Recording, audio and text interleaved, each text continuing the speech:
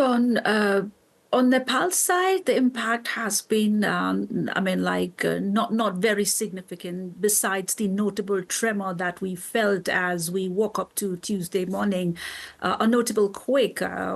For which the magnitude has been put at 7.1 by the USGS, 6.8 by the Chinese Earthquake Authority, and Nepal's Earthquake Authority puts the measure at around 7.0 magnitude, occurred around the northern Himalayas, at the foothills of the Himalayas, which are situated in the northern part of Kathmandu, Yvonne.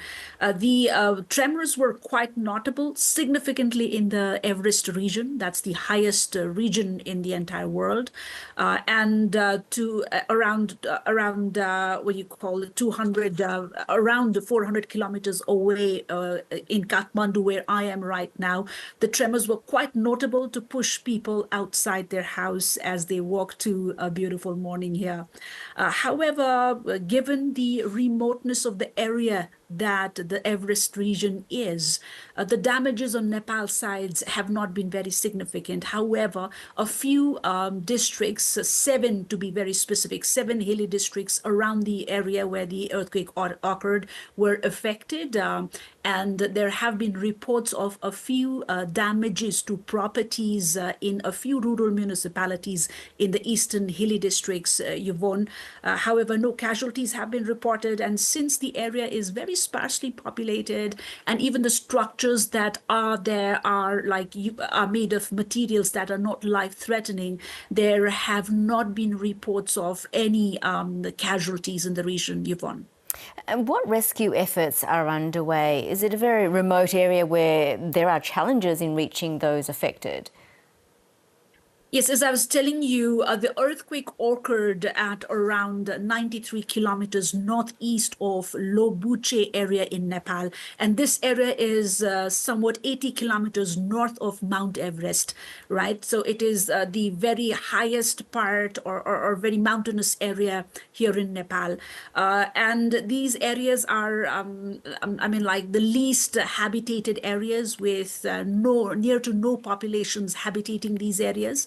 And even the hilly regions, or the 7 districts that I said were affected, are in the foothills of the mountainous area. And these areas are also very sparsely populated.